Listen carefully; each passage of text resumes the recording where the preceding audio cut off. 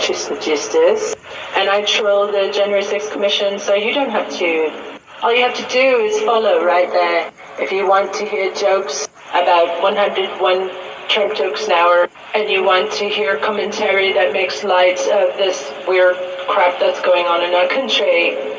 Before I begin, please do your patriotic duty to call Congress and call the White House, 202-224-3121 and 202-456-1111.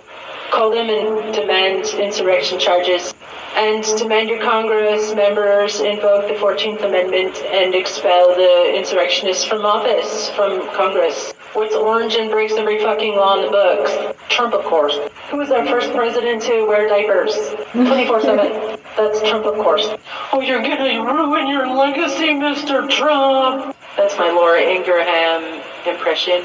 And by the way, we need to indict Fox execs and news anchors as co-conspirators in the January 6th insurrection. You know he done fucked up when Sean Hannity said, "Can you ask people to leave the Capitol?"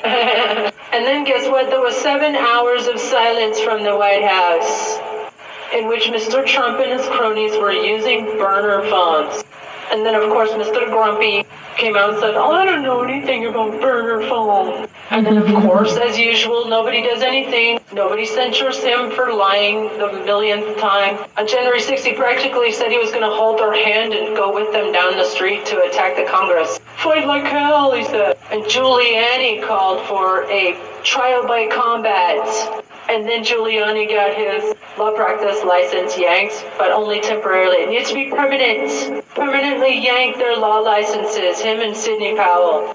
He even lied to his supporters that day. He didn't go with them to the Congress that day. He went back to the White House and he gloated as he watched the January 6th insurrection unfold on TV on his favorite news station, Fox, which he was talking to Sean Hannity every night before bed. Remember, they had a bromance. But let's take a moment to blame Congress. Congress is always rolling over and playing dead.